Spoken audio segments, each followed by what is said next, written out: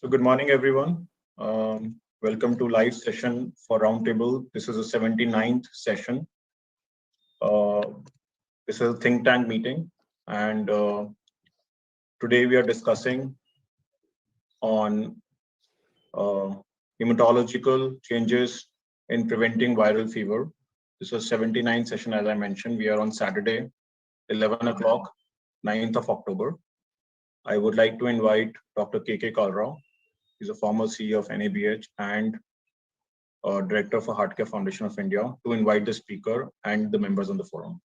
Over to you. Thank you. Thank you, Mr. Saurabh.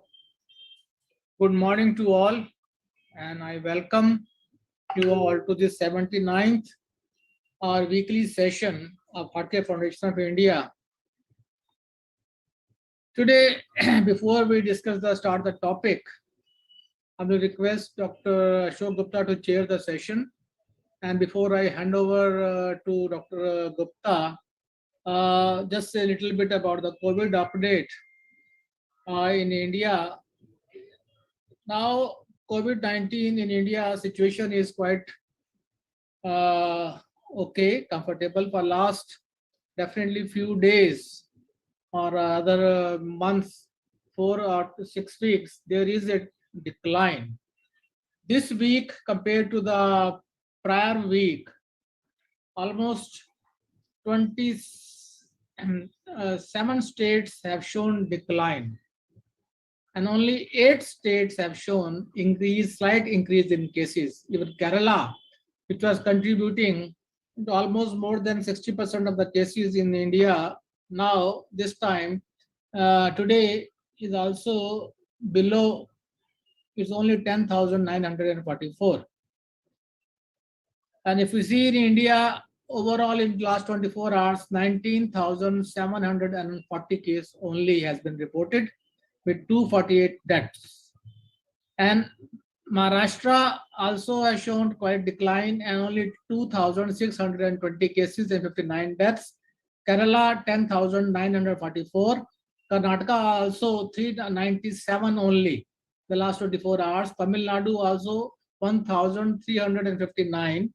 And Andhra also below less than 1,000 is 693 and 6 deaths.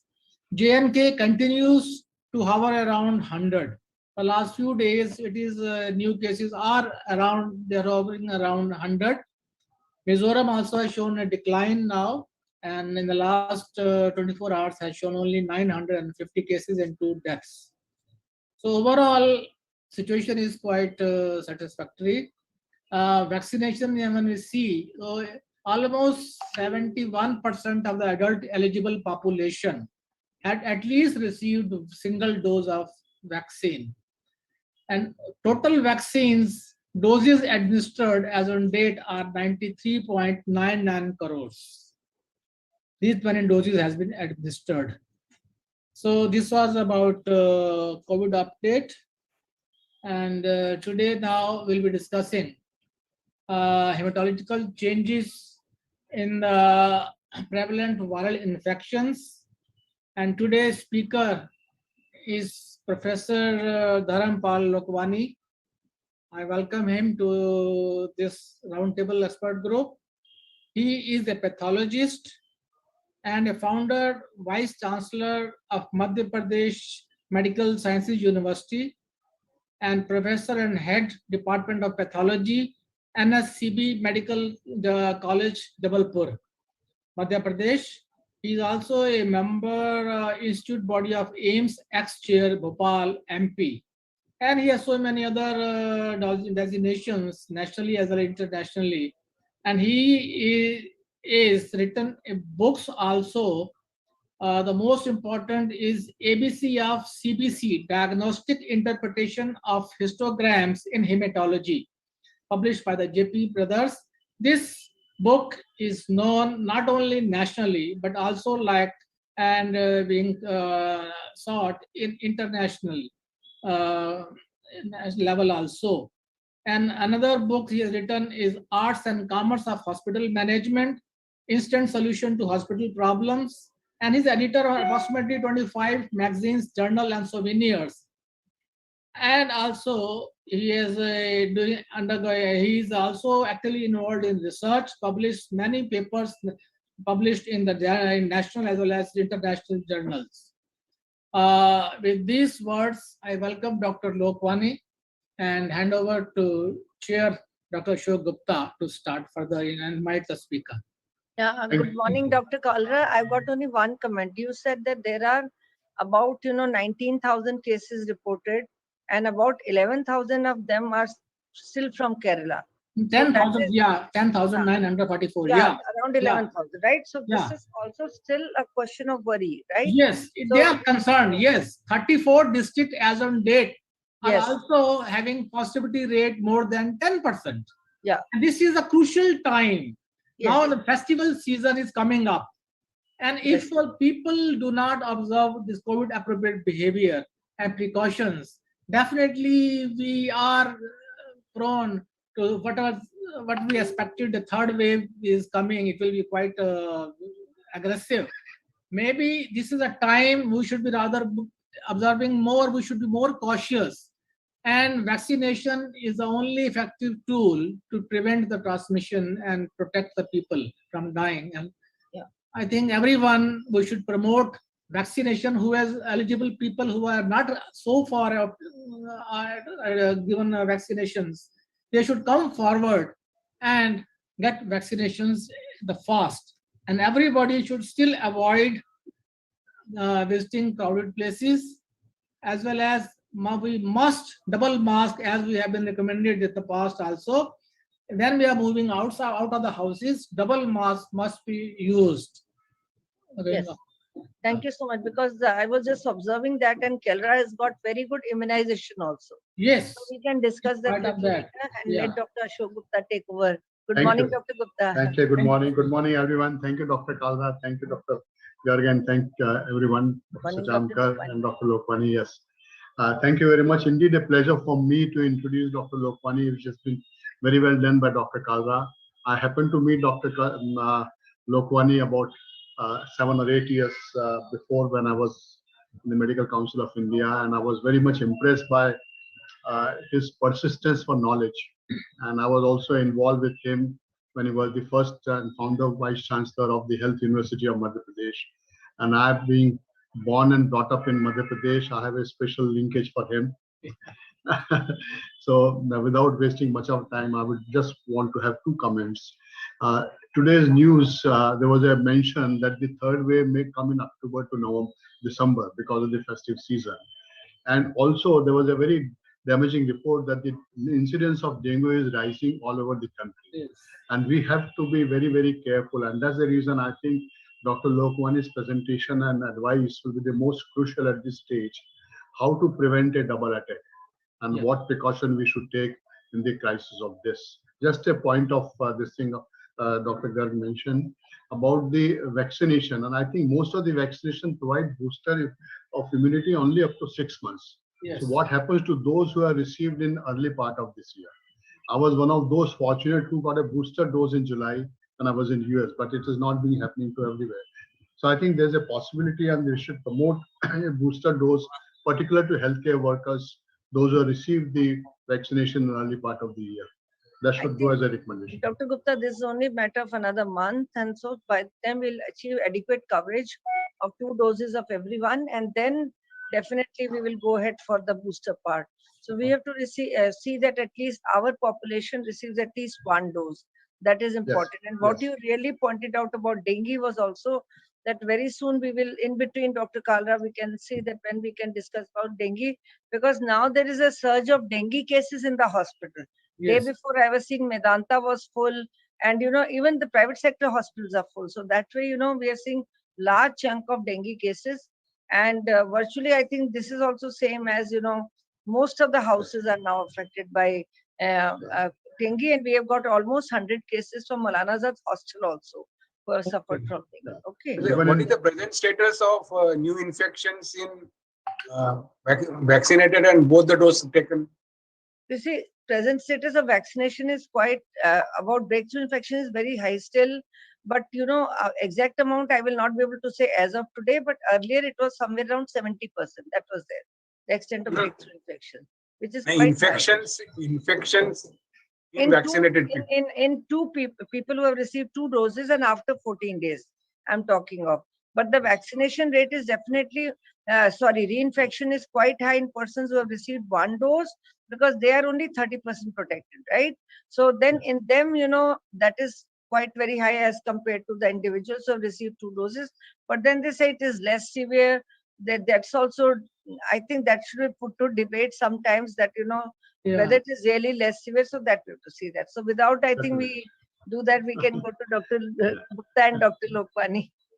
Thank you, Dr. I think Lokwani. we should have a brainstorming on this one also, so that Yeah, we should be have. able to convince people that when you are vaccinated, you get very mild degree of. Yes. Absolutely. But then, provided we have a data. Thank you. Yeah, Thank you. definitely. Thank you. Without much of discussion on the other topic, my pleasure to invite Professor Lokwani Dharampalji to come and share and enlighten us what we should follow and how we should look into the dengue cases and what precaution we should do, particularly hematological changes. Thank you, Professor Lokwani. Thank you, sir. Very kind of you for your kind words. Thank you, Kalra sir.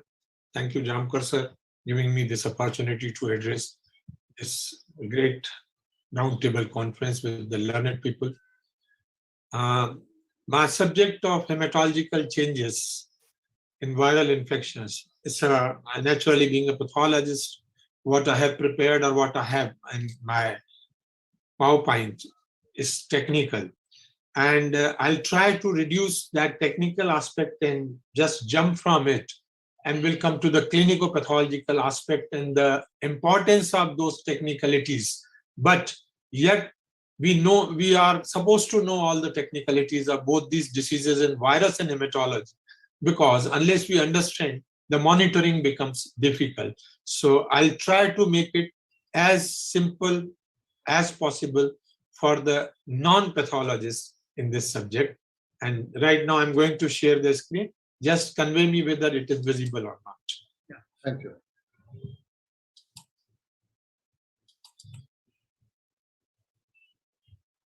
Yeah, it's visible. Thank you, Dr. Lokwani. Yes, everything is visible.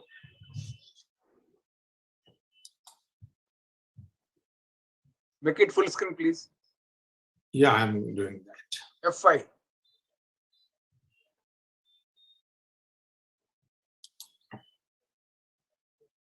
Is it okay, sir? Yeah. Yes, perfect.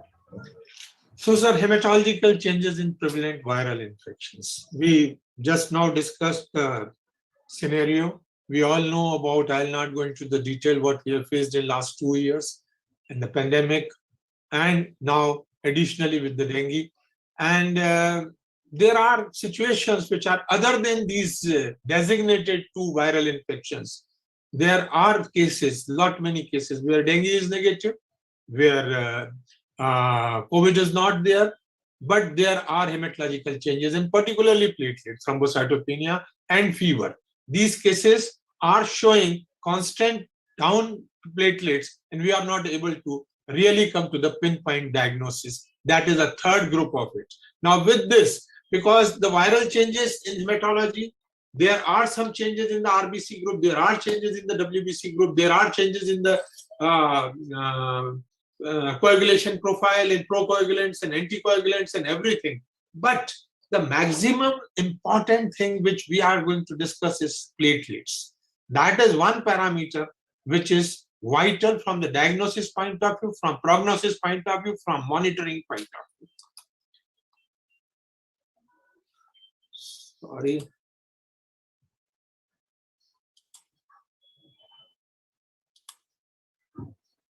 Just one sec.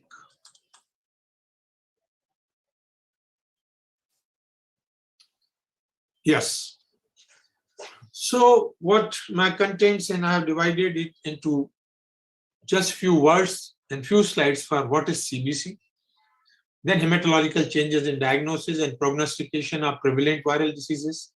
Then something about COVID and something about dengue and other viral diseases and hematology.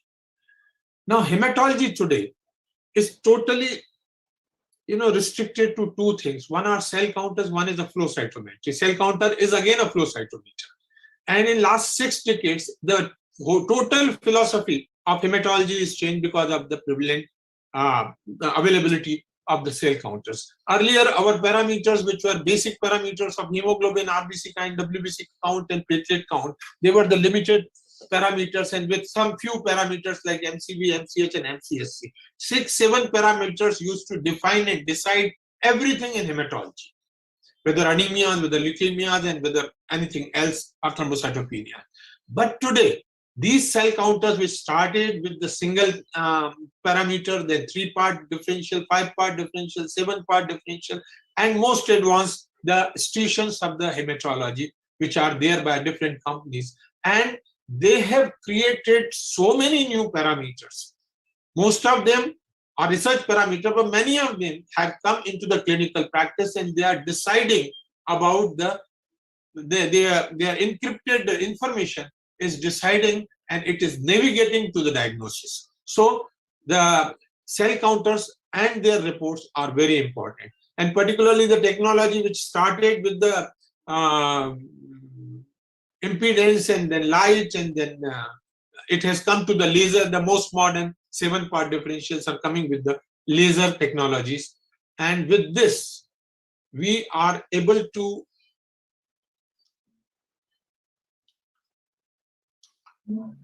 generate these many parameters. If you just go through, I'm not going through the list, RBC parameters, WBC parameters, and platelet parameters.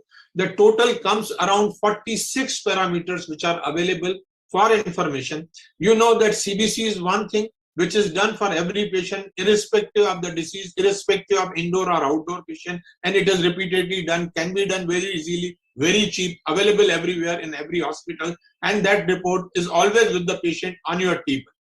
If a shrewd clinician can truly interpret these parameters, the costly investigations can be avoided, invasive investigations like bone marrow examination and others can be avoided, and we can truly reach to or minimize our scope and minimize our diagnostic range, and we can just have navigation to reach to our final diagnosis, and that is most important with the modern days of CBC. Now, this is the most advanced cell counter producing this report. If you go through it, see, these are the different parameters which are numerically there. They are very informative. RBC, WBC, platelet, there are many, many parameters here. Additionally, there are photographic parameters. These are the histograms. Now, they decide what is the mean, and they decide what is the prevalence of particular cell types. Now, these are the schedulogram. There is a gating of a particular cell in particular zone. The zones are defined like in this WBC schedulogram. Here are the neutrophils. Here are the eosinophils. Here are the atypical cells. Here are the nucleated red cells and bland cells and others. Similarly, this is another thing which has come up, which is a cytogram. This cytogram is divided into 9 parts, and this central part decides the normocytic, normochromic RBC. If it goes up, it is macrocytic. If it goes down, microcytic. If it is left, hypochromic. If it is right, hyperchromic. And even we can have the dimorphic type of anemia decided on this. Just imagine, if we can decide on CBC the types of anemia, we reduce the investigation load of iron estimations and vitamin estimations and other estimations. If we can differentiate between the thalassemia minor and iron deficiency, we can reduce the load of HPLC and electrophoresis. Similarly, there are many situations which are guiding us in the presence of blast cells or rare atypical cells, which we are going to see in the cases of dengue, which is very much decided by this atypical zone of the schedulogram. I'll show you in the slides to come. So all these parameters are generated, and what we need to know is to learn how to interpret it. This is a page from the book, which is a pictorial presentation of what see under microscope in disease, what is the histogram, what is the numerical parameter, and this side, what is the cytogram. So this way we can go through every single disease of hematology and find out what are the variations and what are the variations from the normal in these parameters, and that can guide us that what exactly we are dealing with. Now, at this juncture, I would like to just enumerate few parameters which are platelet related because they are vital and they are relevant for today's lecture. So these are the few newer parameters. The immature platelet fractionation, a newer parameter with the sophisticated cell counters is available. This is a very, very important parameter because what happens, we decide about the platelet, its status, its thrombocytopenia, thrombocytosis, or what is to be done in these situations of severe thrombocytopenia, whether to transfuse the platelet or not to transfuse. In fact, nowadays, there are few more parameters which should be taken in consideration.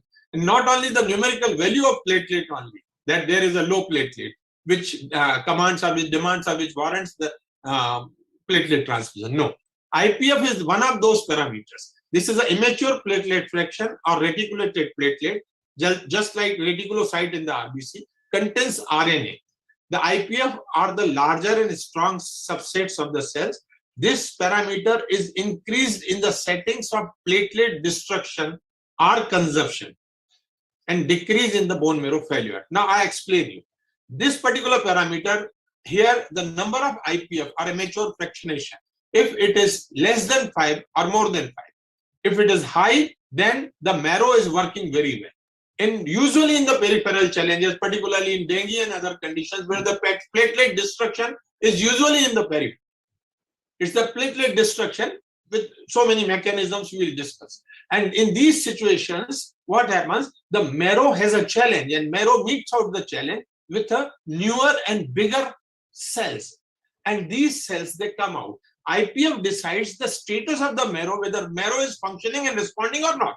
If IPS is high, it means marrow is responding. Even with a low platelet count, you need not to rush or you need not to make a panic of transfusion, even up to 10,000 platelets without having any clinical bleeding. If it is so, then you can definitely wait because transfusion itself is a problem. You transfuse more than 300 antigens, known or unknown, to the patient. So transfusion must be judicious.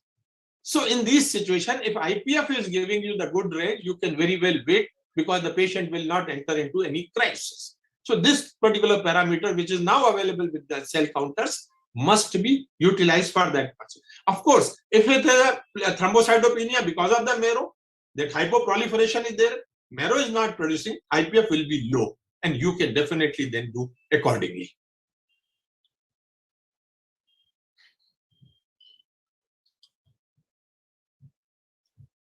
I'm sorry, some problem with my shifting of the, merits of image, different between consumptive versus productive. As I said, if there is a peripheral consumption of the platelets, there will be high IPF. If there is a no production, it will be low. IPF can discriminate between the causes of thrombocytopenia. This is also valuable in the risk assessment of the coronary diseases. Then there is another parameter which we are getting from the cell counters is a large platelet larger cell ratio. This is a ratio which is showing us that there are platelets which are beyond the normal size of the platelet. And if they are more than 35%, then marrow is producing more platelets. See, these bigger platelets have better hemostatic capacity. They are also called commando platelets or mega platelets.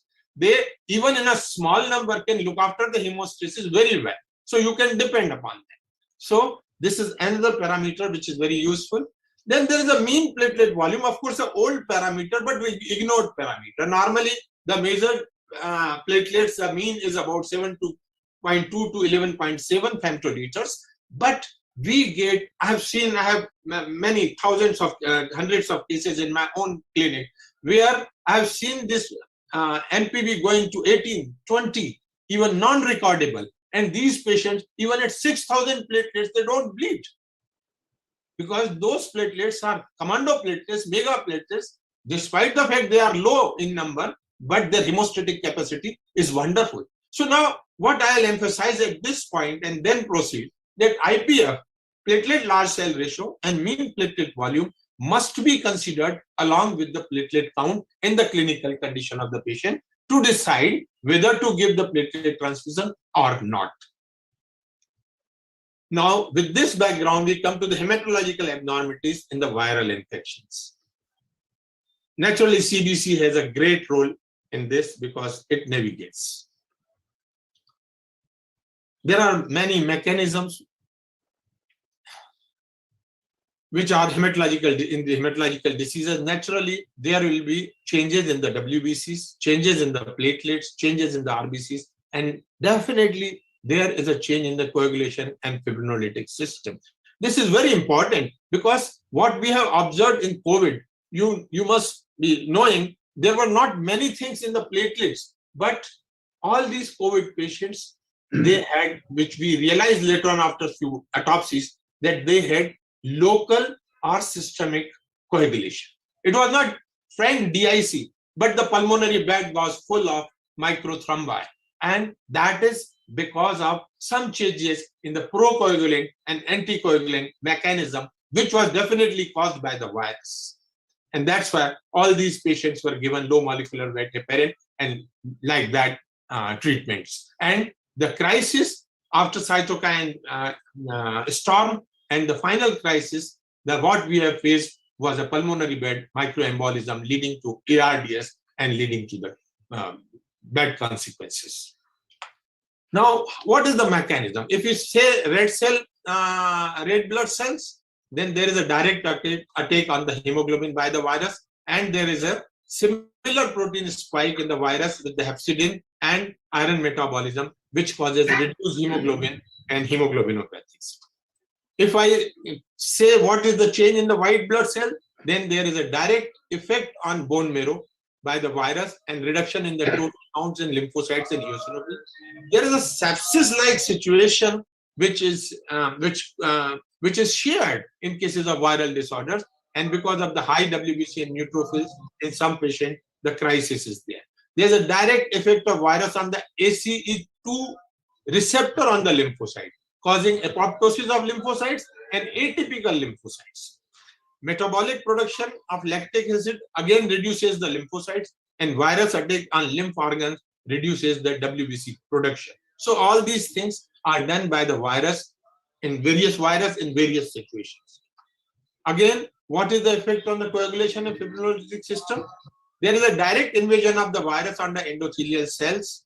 Immune-mediated damage is there because of the exaggerated complement-mediated damage, cytokine storm, neutrophil, extracellular traps, what is called nets, and damage to the blood vessels and endothelium, and tissue start coagulating on this damaged endothelium and exposure of subendothelium, and cascade is the coagulation cascade is triggered by tissue factor, and there is a consumption coagulopathy. The platelets are consumed, coagulation factors are consumed, there is a microembolism, there is a intravascular thromboembolic phenomena. All these things, they go together inside.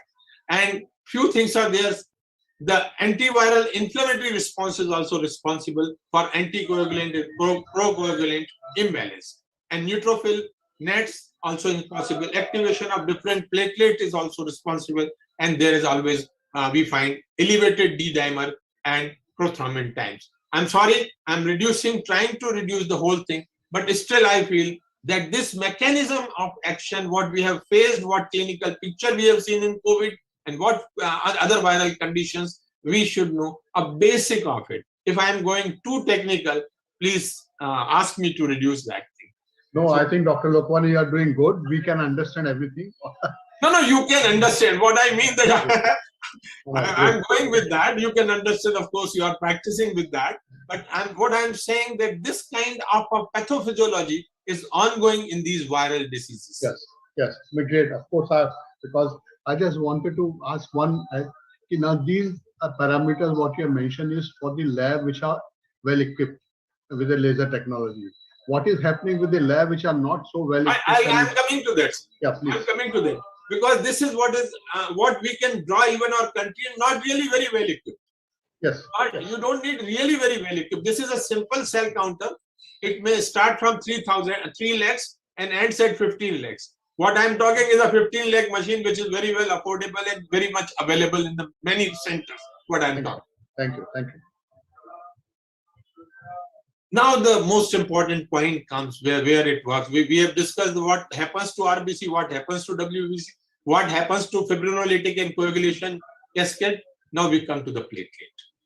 Now to understand, just this is one paper, thrombocytopenia and virus infections. If I'll not go to the abstract of this, these are many papers. What I'm coming to finally is that number of papers on various virus interaction assessed and conclusion about virus and thrombocytopenia is drawn. This is variable, this is diversified, but there is one thing, that there is a definite impact of virus on the thrombocytes, that is platelet. What I want to emphasize. The topic of thrombocytopenia and viral infection diseases has been actively studied, and particularly in last 10 years. Platelets are now regarded part. Now, this is the most important point, sir. For us, platelet with our teaching is a part of the coagulation system, and it stops the bleeding. But in last 1 decade, it has been studied very, very elaborately and found there is a great role of platelet in immune system also, directly or indirectly. So that role creates so many complications which we see in the viral diseases, up to the failure of multi-organs. The rapidly changing world of viruses ensure that this field is constantly forced to new outbreaks of the quality. Well, the main physiological role of platelets is hemostatic, forming a blood clot, other than viral hemorrhagic fever. Now, this point is very important here, sir. Why? This all discussion makes some policy, and here is some policy. Other than viral hemorrhagic fevers, rare cases of severe disease of viral infection, virus-induced thrombocytopenia does not lead to significant bleeding and does not require platelet transfusion. If at all it is required, it should be done judiciously. Sir, this point is very, very important, because I have seen people transfuse single donor platelet to 50,000, to 40,000, to 20,000. There is a panic in the hospitals. The platelets are going down. There will be brain hemorrhage. There will be this, that, and they transfuse. Whereas the viral disease causing thrombocytopenia means the external destruction of the platelet or the peripheral destruction of the platelet or the challenge to the marrow to produce more platelets. There is a lot of reserve with the marrow, and marrow will produce. And as I said earlier, that marrow produces more hemostatically powerful platelets, and it looks after the hemostasis. We truly don't need transfusion in cases of viral infections. There is a lot of misuse of transfusion in viral infection. But yes, there are situations, if there is a clinical indication, or if the other parameters of platelets are also low, then we must think of it, and it should be judicious transfer. Here, why the platelets go down, there is a direct effect on the bone marrow and decreased production of the platelets. There is an immune damage of as cytokine storm. Now, this is what happens in the virus. There is a damage and destruction in the periphery. And then, what happens? There is a thrombosis. This I said, there is an endothelial damage and exposure of the subendothelium. Subendothelium invites the circulating platelets to the site of exposure, and there is a formation of microthrombi. Naturally, this is a kind of a consumption coagulopathy and consumption platelets. And consuming the platelets will definitely result into low platelets in circulation. So these are the three methods of thrombocytopenia, basically.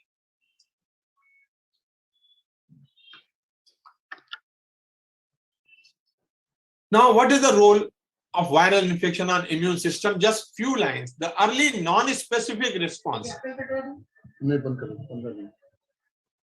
The early non-specific response by inhibition of natural killer cell or activity or interferon limits the viral multiplication during the acute phase of virus infection. Next, the later specific immune response of humoral and cell mediated.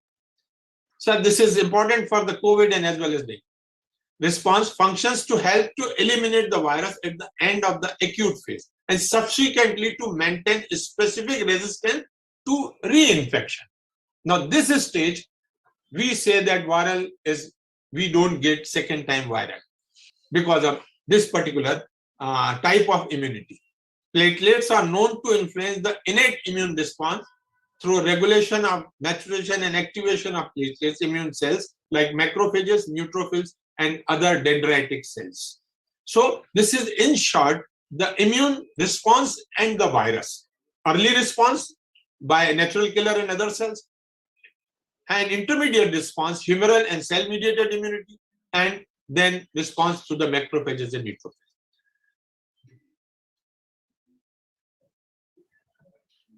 Now, what are all viral diseases which cause thrombocytopenia? There are many diseases. There are practically every disease causes viral disease causes thrombocytopenia in less or more quantity.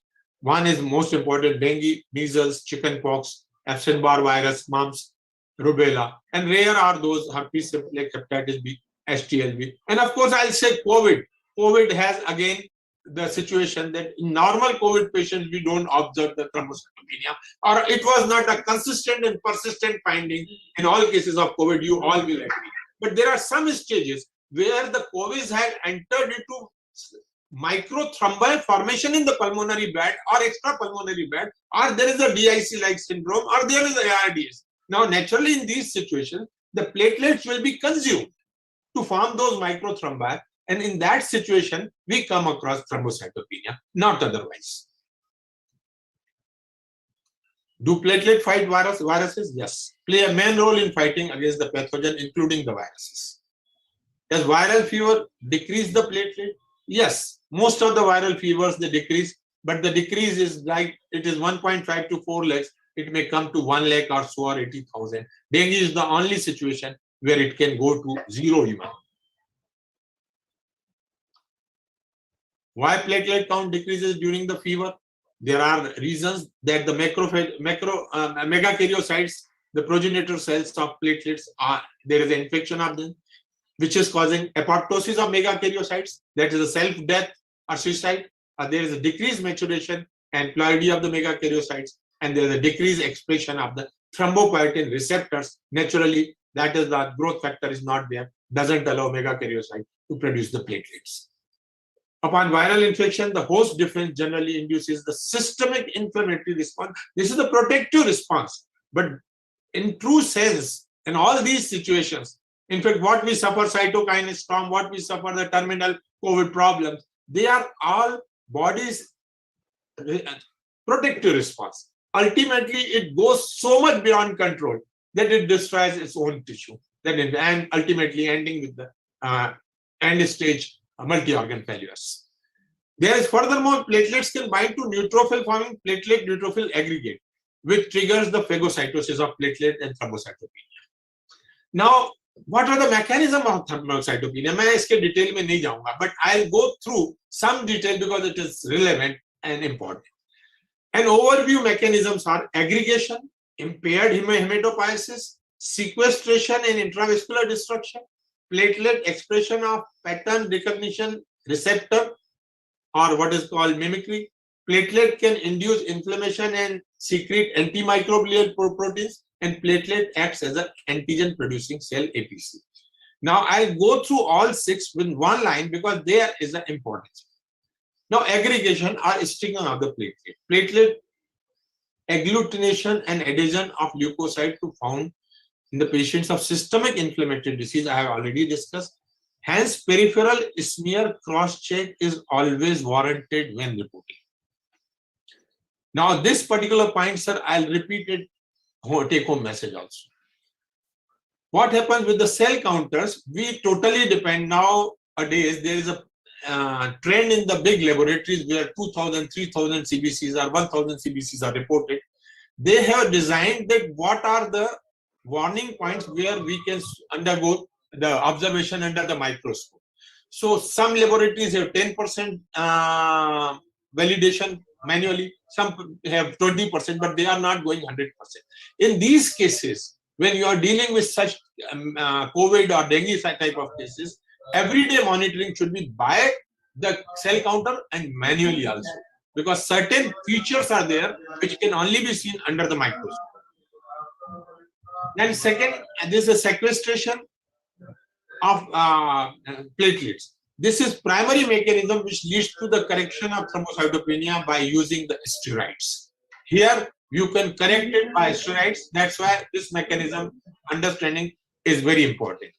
Then platelet expression of pattern recognition. This is kind of a confusion of the body, whether foreign or personal. That is also called antigenic mimicry. This is another situation where steroids and immunosuppressive drugs, they help.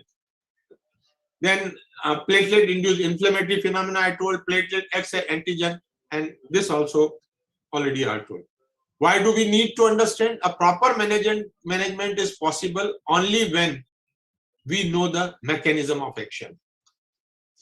With this background of the whole hematology, I come to the disease specific because time is limited. I'll just go faster. So now we come to the disease. The first thing we will discuss the hematological changes in cases of coronavirus. We all know about the detail of this particular thing. Now, in COVID, what all we do? We go with the clinical manifestation. We go with the CT scan. We go with the gold standard molecular diagnosis. But all these things are a bit difficult. CT may not be available everywhere. Molecular testing may not be available everywhere. But CBC is available everywhere. So what is most important is the hematological diagnosis. What all we see in hematology? CBC test is primary method to screen suspected COVID. Total WBC can be normal or decreased in early infection. Lymphocytopenia and eosinophilia are often observed. Sir, this is very important. We'll be discussing about lymphocytopenia. Elevated C-reactive protein and elevated ESR. Elevated D-dimer may be there. Alteration of T-cell subpopulation can be observed with CD4 reduction. Of course, this is sophisticated. Now, CRP fever, it's an acute phase reactant, may be high in any kind of infection, even bacterial or so not specific, but has defined a high CRP has been consistent in cases of COVID cases. So C-reactive protein is acute phase protein inflammation and infection. CRP increases within 4 to 6 hours, peak at 36 to 50 hours, and about 100% cases. The level may be any high from normal 10 times, 20 times, 200 times. The level of duration of CRP and length of CRP high decide the severity of infection. Majority of studies of coronavirus infection showed that CRP level was elevated markedly in all patients, especially who were critically ill. Morphological changes, yes, they are very, very important. That's why I said go to the microscope back, despite your best of the cell counter. That is very important because that you cannot sometimes see with the cell counter, such as abnormal shapes of nucleus and cytoplasmic granulations in the cells and in the platelets. Apoptotic immature granulocytes are observed on the peripheral smear due to turbulence in cytokine storms. The cytokine storm hyperinflammation are thought as possible causes of factors that make the changes in the morphology. Immature granulocytes are sometimes seen and they are very important to report. Now, clinical significance of CBC, WBC morphology in diagnosis of clinical course. This is a very important paper. I'm coming to the conclusion directly, jumping to it. The purpose is to see the monocytosis and to see the monocytosis, morphological, vacuolation and other changes. What conclusion he has observed that hospitalized patient with COVID-19 should undergo a comprehensive daily CBC with manual WBC differential to monitor for numerical and morphological changes predictive of poor outcome and signs of disease in progression. Now, this statement is very, very important here. Most of the sophisticated labs, they don't go for the microscope and they simply deliver you the report generated by the system. But here, in a monitoring, this particular factor is very important. Now, another factor which was widely discussed during the first wave of COVID, and that was NLR, and a new prognostic indicator that denotes a neutrophil to lymphocyte count ratio. It is calculated from CBC results, from the absolute count of neutrophil and absolute count of lymphocytes, not by the percentage. These cell counters, they give you percentage of all parameters as well as the absolute counts of all parameters. So NLR is calculated by the absolute count. A study in the Beijing gave the cutoff of NLR 3.13. So they decided, if anything with the sensitivity, then this 3.13 had a sensitivity of 0.87 and specificity of 0.71, fairly good. I'll not say very nice, but fairly good sensitivity and specificity. This NLR with 3.13 and other parameters, comorbidities, age of the patient, and condition of the patient. They decide whether the patient should be treated at home, whether the patient should be treated at the primary center, whether the patient should be treated at the tertiary center, or whether the patient should go directly to the ICU. So NLR has that particular importance in deciding, and this comes from the neutrophil to lymphocyte ratio. Now, if you see high neutrophil count, which we come across initially, then low lymphocyte count, you can make out from the this is high neutrophil, and day-wise this is a dipping of the lymphocytes, and just see here day-wise NLR, very high NLR, and non-survivors. This line represents non-survivors. This line represents survivors. So NLR was normal here, and it was high, and it was very high in cases which could not be saved, unfortunately. Another parameter is they are less sensitive as a platelet lymphocyte ratio, or PLR. Elevated may be prognostic marker. The specificity is just 0.44 and sensitivity is just 0.77. Meta-analysis said that PLR to be elevated in severe compared to the non-severe COVID cases. But at the same time, it is so heterogeneous that cannot be dependent. Yes, platelet reduce sometimes, as I said, when it goes to the intra exposure of the subendothelium, then platelets are reduced in COVID. Now, these are the theoretical things which I would not repeat. Another typical finding during autopsy of deceased COVID patients was widespread microvascular thrombosis in both pulmonary and extrapulmonary beds, including a patient with true thromboembolism indicating systemic prothrombotic status. And this is the reason of severity of the disease. This is the reason of multi-organ failure. This is the reason of consumption coagulopathy. This is the reason of DIC-like status. And this is the reason of thrombocytopenia in COVID. A low to low normal platelets count present during the peak symptomatic illness with increased MPV and PDW. PDW is platelet distribution width, and this comes when platelets are produced with a variation of shape. This is just like what we call anisocytosis in RBC. That heterogeneity of the platelets is there. When heterogeneity of platelets is there, multiple populations of platelets are there in the single blood, and they have small, big, and medium-sized platelets. So PDW increases in that particular situation. Platelet count appear to rise slowly over the course of disease, which coincides with a peak of interleukin-6, that cytokine. Plasma TPO, thrombopoietin, the growth factor levels are elevated in severe COVID-19 patients, but gene expression of its receptor CMPL is decreased. Now, what happens? If TPO is increasing, platelet should increase, but we come across thrombocytopenia. This suggests the desensitization of bone marrow as an additional mechanism of thrombocytopenia in COVID. Otherwise, if TPO is going high, we expect there should be thrombocytosis.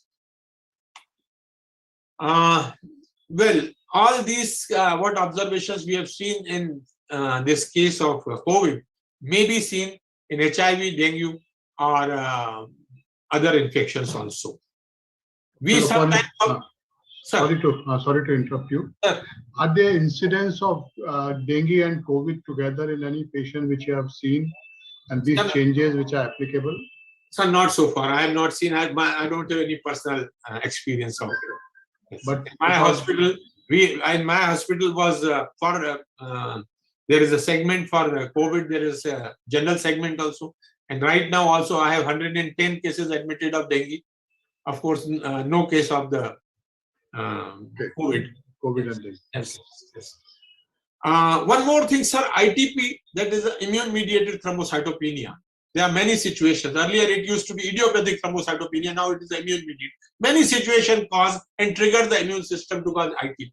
ITP, we come across ITP-like situation in COVID also. So that is one, just to mention it. Now, to conclude, it is routine hematological analysis is helpful in COVID. Hematological analysis along with the CRP and NLR may guide you or may help you in monitoring. Platelet, I have mentioned, but it is not a major segment or parameter which should be taken in consideration for monitoring unless we are dealing with the terminal or severe stages. Transfusion in COVID, of course.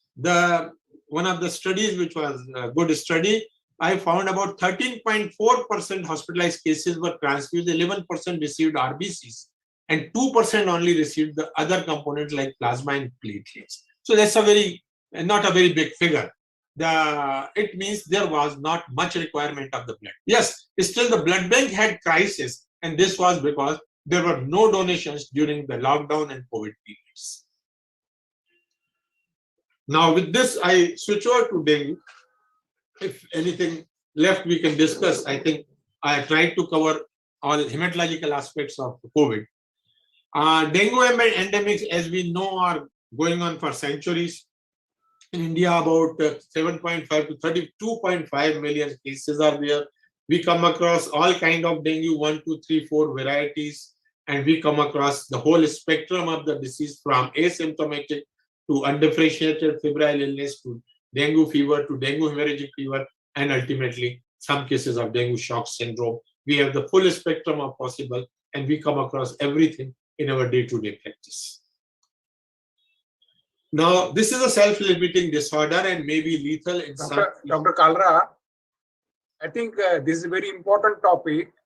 So maybe request Dr. Lokwani to have a second session, because whatever discussion on COVID is pertinent and very important, which can form a recommendation of the brainstorm meeting.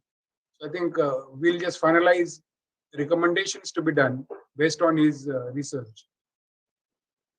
Dr. Lokwani, how long will you take for? I think, sir, another 10 minutes. I think let's carry on because this is so because, sir, Dr. Jamkar, I request you to finish because there will be science policy will have the overlapping in both the things. Yes. Dr. Kalra, can you extend the session by another 10-15 minutes? Just for 10 minutes. Sure, sir. Sure, sir. Sure. Thank you, Dr. Kalra. Yes. Thank you, sir. Thank you.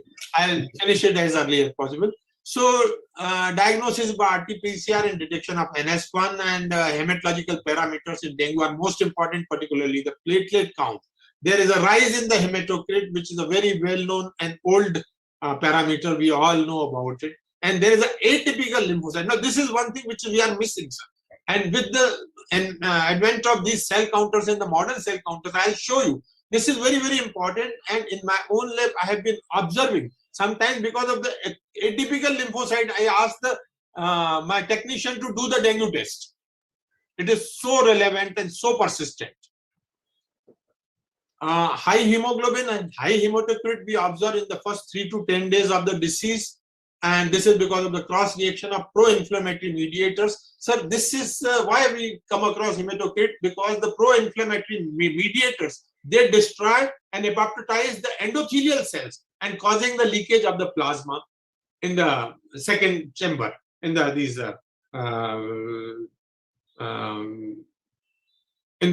areas where it can be leaked. Lower white blood cell count, sometimes up to first few days. But yes, it should not be ignored. I have seen most of the dengue cases, their count is usually from 3,000 to 5,000, sometimes 2,000, sometimes 1,500 also. So leukopenia should not be ignored in this season particularly. And lower platelet count, of course, we all know. What happens to WBC? Monocytes, there is, on first 4 days, there is a monocyte and macrophages. They are the primary, our mechanism of immune system. So there is a rise in that. The parameter can be used to predict the severity. I have seen monocytosis of 20%, 25%, 28% or more in these cases. Other conditions associated with monocytosis are there, other viral infection, entry fever, HIV, malignancy. Yes, now I come to this particular picture. This is a part of the schedulogram which I have shown you earlier. Now, if you just see this schedulogram, this is an area for neutrophil and monocyte, other cells, NRBC, platelet clumps, eosinophils. This is the area for atypical cells. If you see this schedulogram, this is showing a gating of the cells. Gating is just a gathering of the cells in this zone. And most of the times when printout is there and I am on the microscope, I don't read anything. This color comes here and I say, just go and find out whether this is a dengue positive. And 99% cases it comes positive. These are the atypical cells, lymphocytes, which come here, or modified lymphocytes, or activated lymphocytes, what earlier we used to call. These are those cells, and they are gated here. Other findings, of course, not very important. Platelet activation factors, another. Now, this already we have discussed how the platelet are destroyed in these things. I will not repeat it. This is a repetition. I'll go fast. Platelet can directly activate and circulate in particles which immune factors release, and the infection. This activation induces upregulation of platelet adhesion to the endothelium. I have already discussed. Activated platelets undergo degranulation, and thrombocytopenia and platelet dysfunction, they go hand in hand during the dengue infection. So why there is a low WBC? Leukopenia in dengue fever may be caused by virus-induced destruction of inhibition of myeloid progenitor cell. Why there is a thrombocytopenia, to summarize? Result from destruction of the peripheral platelets and bone marrow megakaryocytes by viruses, which consequently reduce the platelet production. And what is the sequence of event in dengue? First, there is a monocytosis, then there is a leukopenia, then there is a thrombocytopenia, then there is a raised hematocrit, and then there is an atypical lymphocyte, and that is the stage of how they proceed in case of dengue. These are certain other viruses also show influenza virus, H1N1, they also show some kind of thrombocytopenia. I will not go into the detail. Chikungunya virus has no thrombocytopenia, and that is how we differentiate. Normally, chikungunya and dengue, they come together in the same season, and we have overlapping of the cases. Apart from the painful situation in chikungunya, thrombocytopenia, the platelets are one thing which is not there in chikungunya, and it is there in dengue, to differentiate. Sir, I come to my final slide, the take-home message. Viral disease is not a diagnosis of exclusion anymore, which used to be earlier. Hematological changes are good navigation tool to diagnose. CBC is most frequently done, easily available, yet most informative in investigation. Daily monitoring of automated data of CBC must be manually validated. Transfusions of all blood products warrant rational use with the help of newer parameters available. Thank you, sir. I think you will not like that I am closing this with an unauspicious skull. That should not be there. But sir, if you just look at it with my eyes, there's a woman in vanity, and she is a beautiful woman there, and that's a vanity mirror there. My final take-home message is, eyes can see only those things which brain knows. Thank you very much for all your concern and listening. Thank you, Professor Lokwani. It's a wonderful presentation. You made it look so simple and easy for all of us to understand the importance of CBC. And I think is a take-home message is very, very vital. Please stop screen sharing, please, sir. Yeah, I will open this for comments and discussion. And Dr. Lokwani, please stop sharing the screen. Dr. Okay, Lokwani, and Professor Jamkar and Dr. Garg, before I put my comments on this. And a very, very vital topic. You made us understand so beautifully. Still screen is on. Yeah, Dr. Dr. Lokwani? sir, I'm trying. Yeah. Okay, thank you. Thank you. That's fine. Thank you. Now, I did it, Dr. Kwani. yeah, in view of the some of the questions which are came to my mind and which I'm sure others also would like to. Professor Jamkar and Dr. Garg, you have some questions to comment to Dr. Lokwani's presentation? Sir, you are muted. Yes, Professor Jamkar, yes. It was very informative and innovative session. And main aim of our all brainstorming sessions is to get most intellectual guy in the expert in the field and get those recommendation points to be submitted to Government of India or appropriate authorities. I think there are at least 5-6 points which I learned, which could be make life of a clinician very easy in diagnosing and management of COVID.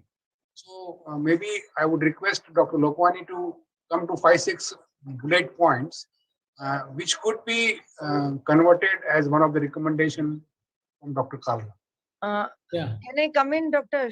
Yeah, please, Dr. Garg. Yeah. Thank you. Dr. Lokwani, thank you. It was very comprehensive. But I'm thinking from the perspective of Ayushman Bharat that we have a well-defined machinery under Ayushman Bharat. So what do you think should be done at the community health officers level, where now we have got 12 task force committees and there's a lab? Then what should be done at the district hospital level and in between at the PHC level or CHC level? So that will be, because you see, we cannot, we do have a kind of a system in place, but we need to also see that we can avoid too many referrals also, and how we can empower our, machinery with the help of, these tests and what are most feasible options at different levels. Because we have to think from the country's perspective that this is one thing. You gave a very, very good talk, but only thing is, as a public health expert, I think that, now, when the person comes with these symptoms, these are the possibilities which can be done at the level of health and wellness center. So like these were my queries. Thank you, Dr. Garg. Yes. I appreciate your concern and I appreciate your question also. I will say what we have discussed is for our resource constrained society only. Right. Because those things which I discuss, they come from the very basic investigation CBC. This CBC goes to even the remotest place where it is. Yes. My recommendation is only one. Unfortunately, despite everybody at the village level also is having ordinary mobile phone with him. And still we are doing manual platelet count, which is a crime. Not even a person of my stature who has 42 years of pathology experience can give you a right manual count of platelets. Right. Normally they ask me, please confirm manually. And I write only one sentence without going to it, except for few situations where EDTA-induced thrombocytopenia is there. And that's why I see the slide. Otherwise, I normally report it consistent with automation. Sometimes I'm surprised when the pathologist writes 72,000 platelet. My God, mere khuda bhi nahi gin sakte uspe. 72 exactly. It's impossible. And we had been giving when there was no facility, all right. We had a formulas ki agar ek microscopic field mein 10 dekhte hain to 1 lakh ho gaye, 5 dekhte hain to 50,000 ho gaye, all right. But not in today's era, when a cell counter is just available for 2 lakhs rupees, which is not a big money anywhere in the healthcare system. And every patient has to go for this particular, and it's a time saving, it is consistent, it is a dependable investigation. So even to the smallest PSC or CSC, there should be a 3-part differential which is costing 1,80,000 rupees just, and giving you 22 parameters, which decides so much. And second thing, what what the people should know, and the clinician should know, and the pathologist should know, the interpretation of those 22 parameters. Yes. They should not throw the report with the 2 parameters, ki platelet dekh liya or CBC dekh liya, hemoglobin dekh liya. So if this comes, I say the recommendation that this particular investigation. See, when I wrote I'll just take 1 minute. When I wrote this book, I went to great Dr. M.B. Agarwal, a great hematologist, and I said, sir, write forward. He said, I'm sorry, I won't write. And I left my book there, that script. After 15 days, he called me, can I write the preface? You know why? He said, I thought a most preliminary investigation CBC, and the person coming from a small village, town, is writing 200 pages on CBC. But then when he wrote a wonderful foreword for me. The story is to say that investigation has lot of value provided it is interpreted rightly. And machines can be given to each and every health center. The manual things should not be done except the peripheral smear examination. This is the answer, and it is not very expensive. We don't need any sophistication for this.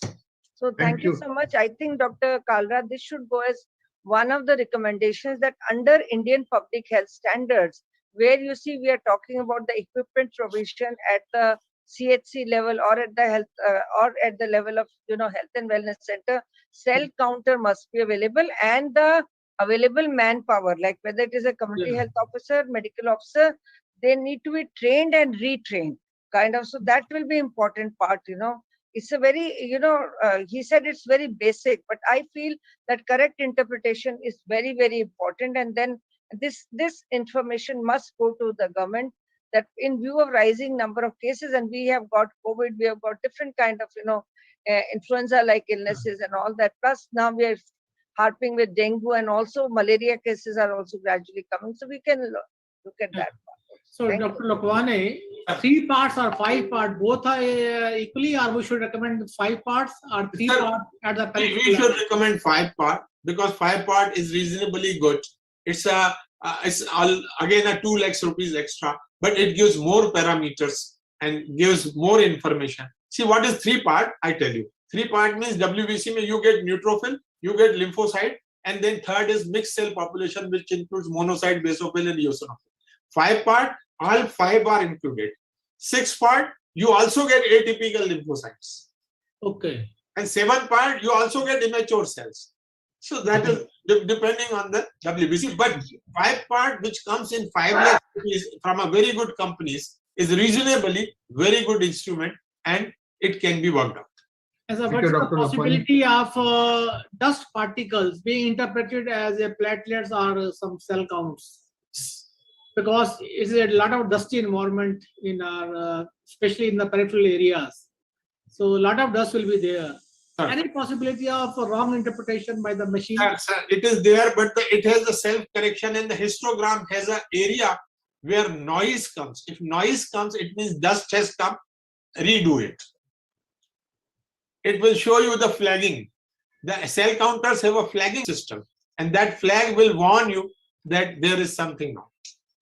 Dr. Lokwane, I have one very basic question. Sir, please. I mean, you have really shown the importance of CBC, which many of my hospital reports also, they are all investigations being said, but not the CBC. And I say CBC is a basic investigation which has to be done. What you mentioned, that every day it has to be done to know the progress of the condition like COVID, and how useful it will be the platelet count or overall CBC, which is indicative of progress.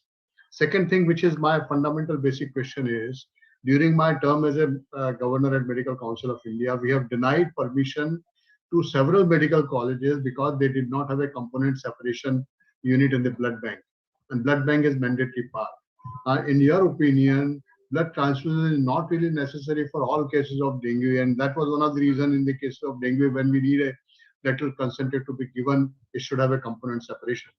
But now what you have said, platelet concentrate are hardly ever indicated for very severe cases. Yes. So how vital it is to have this parameter of platelet component separation as an integral part of blood bank, and blood bank as integral part for permission for running a medical college. You being a vice chancellor and you being the expert in this aspect. Sir, I'll answer both the questions. First question is the regular monitoring and daily. See, daily or alternate day depends on the condition of the patient. Why I say CBC must be done regularly for monitoring? It is not single parameter, only platelet. Hemoglobin, WBC, whether the hemoglobin is down, something is going wrong. Hemoglobin suddenly going down, probably or some of the drug is causing, he is G6PD deficient, and suddenly you find from 11 gram to 7 gram because some medicine has gone, which has caused the hemolysis inside and that there. So there are so many situations with going hemoglobin down, alarming, going WBC is up, alarming, going WBC is down, alarming, increasing NLR, alarming, lymphocytes going high, neutrophil going down, alarming, platelets going down, alarming. So all these situations, there are many things which come in single investigation. और single आपके पास 40 चीजें 35 चीजें लिखी हुई है, एक भी चीज इधर से उधर हो रही, तो you can at least see what is happening. You can question yourself. One thing. So CBC is very wonderful investigation for monitoring. Number. I'm coming to the blood bank. Sir, for the medical college, not only blood bank with component is necessary. I would recommend that every medical college blood bank should have apheresis machine also, which most of the blood banks are not having. You get 5,000 increment of platelet when you give the platelet from the simple components, and you get 30,000 increment when you take the apheresis or single donor platelets, and you avoid the 6 transfusions. So 1,800 antigens you are avoiding, 6 different donors. So what I say, component is must. Sir, whole blood concept is nowhere in the world because you cannot give whole blood and load the patient the cardiac point of view. So you have to give red cells in anemia, not the whole. You have to give platelets when platelet deficiency is there, not the whole blood. You have to give single donor platelets when you need better increment of the platelet count. So a medical college, at least, I'm not talking PSCs and other places, medical college blood bank should be up to the mark, fully equipped, component therapy as well as component facility as well as apheresis facility. There are many situations where the plasma apheresis is needed. In COVID itself, if you remember in early days, ICMR recommended the convalescent plasma. That time there was no apheresis machines. Of course, later on we realized that that was not very useful. But then plasma apheresis is needed in so many Guillain-Barré syndrome like situation and other situations. So blood bank of the medical college should be equipped with the components, should be equipped with the apheresis machine. Thank you, and I'm so happy that Dr. Kalra could manage to invite Dr. Jashi Sharma to talk about transfusion medicine the coming week, and I will be very happy if you also join us for that session. Dr. Kalra, is it possible for Dr. Lokwani also to join us for this If session? he is available, he is free on that next Saturday. Most welcome, sir. Sir, send me the link. I'll definitely. Yeah. Be happy to join. Thank you very much. And I think we have already exceeded 20 minutes. Any more questions or suggestions? Otherwise, Dr. Kalra can brief the entire discussion point and make a recommendation based on the condition. I will write. Yeah. Thank you, Dr. Lokwani and Dr. Ashok Gupta ji and all attending the session. It was a wonderful talk today and very, very informative and useful for the practitioners, especially in the peripheral areas. As you highlighted, the CBC, the most probably respected or a simple investigations is neglected by majority of the practitioner. They only see the counts, no further details. This is a ground reality. And as you have explained today, I think it is an eye-opener, and every practitioner must understand the importance of interpreting the various blood counts. And definitely the other acute phase reactants, we already, like the other things, they are very, very important. And clinicians always should work together with the lab people. It's a clinical pathological or clinical microbiological teams, they should all work together for managing a case. And definitely we'll frame next week, we will also finalize the key recommendations to be sent to the government. In the first few minutes, I will frame few, and then next week we will discuss this so that we can send it to the government. Thank you, sir. Thank you, Thank Professor you. Maybe Kalra. Dr. Lokwani can also suggest few key points from his experience that under Ayushman Bharat now these are the key things which are deliverables. So that will be very important, and that will help us in fine tuning our recommendations to the government. Sure, ma'am. Sure. Thank you so much. Thank you. Thank you very much. Thank you, sir. Dr. Thank you, Gupta, sir. Yeah, if there are no more Thank you, comments, ma'am. thanks. Thank you, Kalra Professor sir. Lokwani. Thank you, Jamkar sir. Thank you very much, and we Sir. call this session to an end. Thank you very Yeah, much. thank Thank you. you.